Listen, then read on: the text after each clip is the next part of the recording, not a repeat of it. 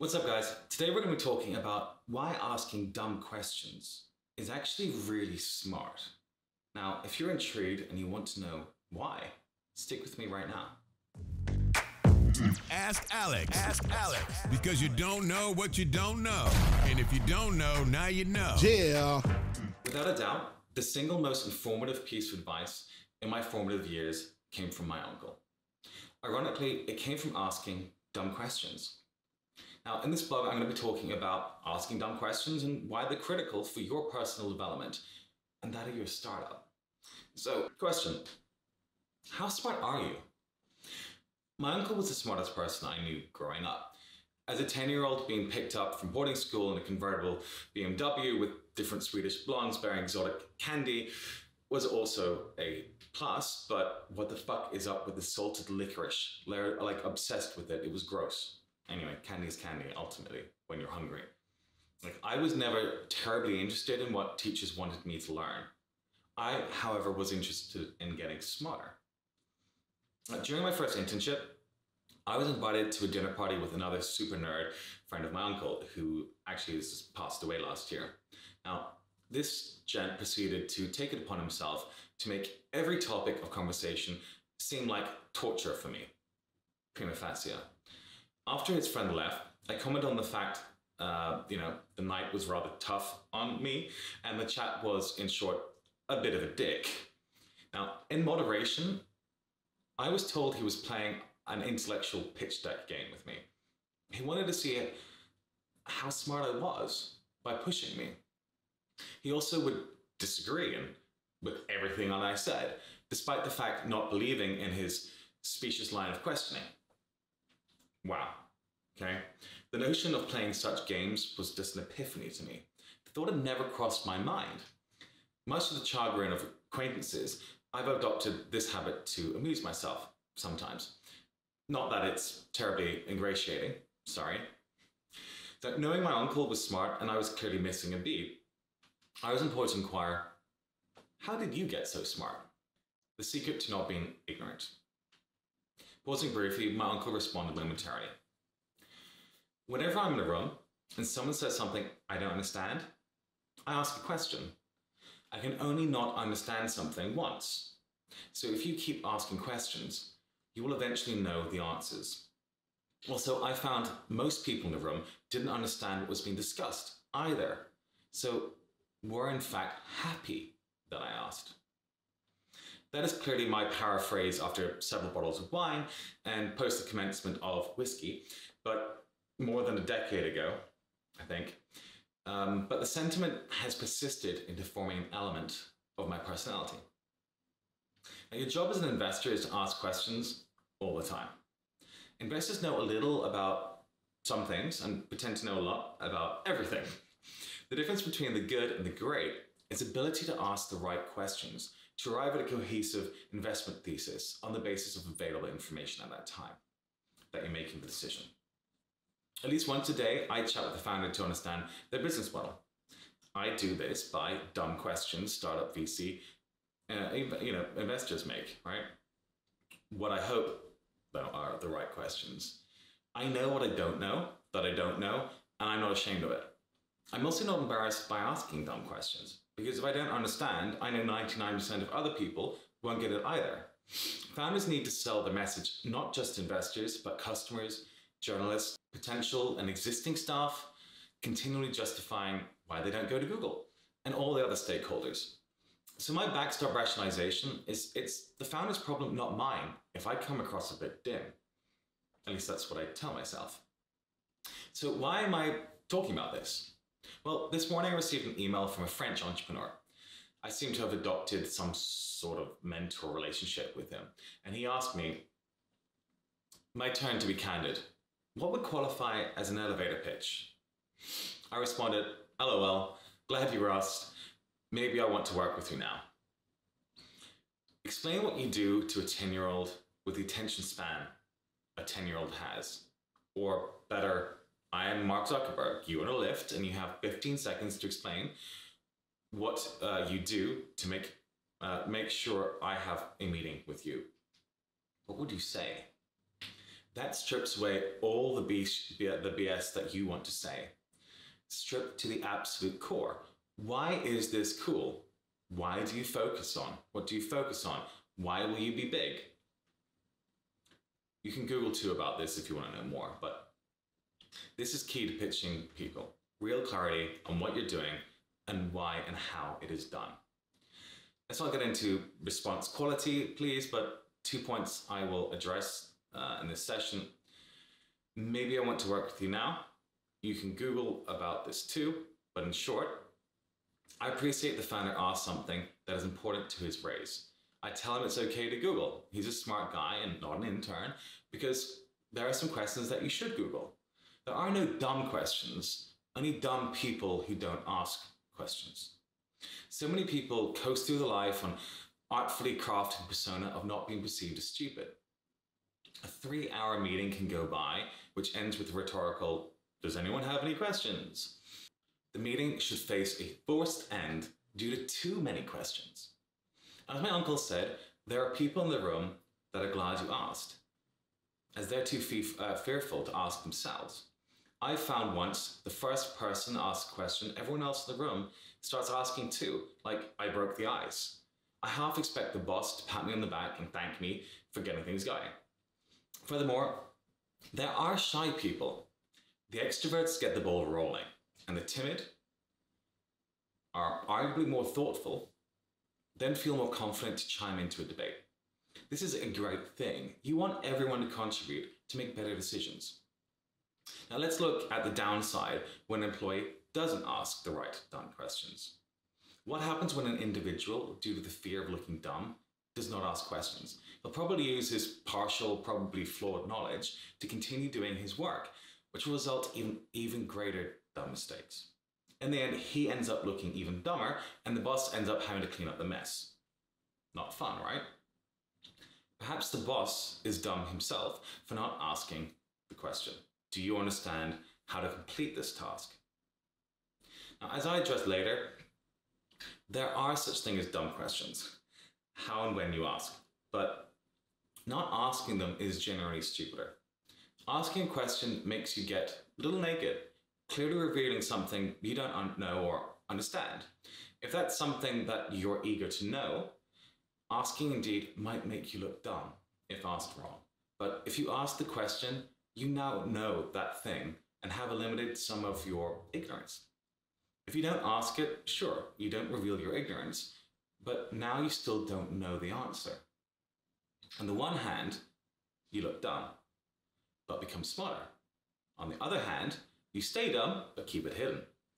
The question is whether you care more about being smart or looking smart. So what is better? Show a little dumbness today or be a super dumbo tomorrow? Dallas Cowboys owner Jerry Jones recently confessed that he was most effective early in his tenure when I didn't mind sounding stupid, asking questions. Clearly, he learned a lot. Also, note he said he asked a lot early in his tenure, not a year later. The benefit of asking is that you can only be dumb once if you learn, right? Treat every conversation as a learning opportunity. There is so much to learn in life that you need to keep learning and getting smarter.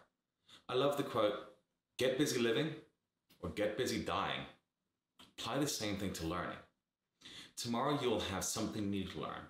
You aren't going to have the same opportunity to ask your question. In fact, you may be talking to an expert, and that doesn't happen every day. How great is it that you get to learn something you can't Google? Trust me, there is a lot that you can't Google. Asking shows you are paying attention. People love attention. They want to feel that they're being listened to. A lot of relationships arguably end as one does not feel listened to. Summarizing what someone said and asking if you understood his or her point is a great way to show this. Asking a pointed question, leveraging the content shared shows you listened, thought about it, and you're eager to learn more. You want to listen even more. Asking questions is indicative of a precocious mind. Smart people ask questions. They ask a lot of questions. It shows you are always thinking and paying attention to what people say. If you're dealing with smart people, it is expected that you ask questions. You can start with dumb questions, but work your way up to smart questions. Reveal hidden ambiguity and question your assumptions. You climb a mountain from the bottom. You can't comprehend the more complicated questions until you understand the fundamentals. Is a tomato a fruit or a vegetable? If you're discussing fruit, if you don't ask the dumb questions of categorization, you may come to an erroneous conclusion. You can learn a lot from dumb questions. How do you know if you are talking about the same thing? I often learn more by answering such questions than more seemingly smart questions. The stupid ones force me to really dig into my prejudices and my assumptions. Most questions deepen when you progressively examine each word and phrase in them and consider their underlying assumptions. This process tends to reveal hidden ambiguity. What formerly seemed obvious may now more complex and nuanced than you first thought. Relate on a plane of your current understanding. You may be on a totally different plane of comprehension with other persons. Dumb questions help you relate on a level that you understand. I don't understand ad tech, but I can ask simple questions that help me to frame a startup in a framework that I do understand. My questions may be dumb to the other person, but hopefully they understand why I'm asking. We're not able to have intelligible conversations if we can't get on the same page. I had a chat with a chap in AI. I'm upfront in that I don't understand. In fact, I say it. You're the expert, not me. But to help you figure out how much to raise, I need to understand the dynamics of your industry. The founder doesn't mind that I don't know and possibly appreciates my effort to get up to speed and not waste his time. Isolation is a dangerous place to be. It is a scary place when you don't ask basic questions and people tear off in different directions without fundamental agreement. You need to ask to ensure you are on track together. Asking dumb questions about how to solve a basic problem can save you an incredible amount of time. Check out what Philip Greenspan had to say on this topic. I once encountered a group of 6 people who called themselves engineers to solve what they thought was a new problem. They were going to build their own little database management system with their own query language that was like SQL, but without being SQL. I pointed them to some research by a gang of PhD computer scientists from IBM Almaden. The same lab had developed the RDBMS and SQL to begin with in the 1970s. The research had been done over a 5-year period, and yet they hadn't become aware of it during several months of planning. I pointed them to the SQL 99 standard, wherein this IBM research approach of augmenting a standard RDBMS to solve the problem they were attacking was becoming an ISO standard. They ignored it and spent another few months trying to build their enormously complex architecture. Exasperated, I got a kid fresh out of school to code up some Java store procedures to run inside Oracle. After a week, he had his system working and ready for open source release, something that the team of 6 engineers hadn't been able to accomplish in 6 months of full-time work. Yet they never accepted that they were going about things in the wrong way, though eventually they did give up on the project. Smart people like to be asked smart questions. Research has proven that individuals perceive those who seek advice as more competent than those who do not seek advice. Asking questions is good. There are caveats, of course, but I'll let someone smarter than me explain. Although individuals can derive substantial benefits from exchanging information and ideas, many individuals are reluctant to seek advice from others. We find that people are reticent to seek advice for fear of appearing incompetent. This fear, however, is misplaced. We demonstrate that individuals perceive those who seek advice as more competent than those who do not seek advice.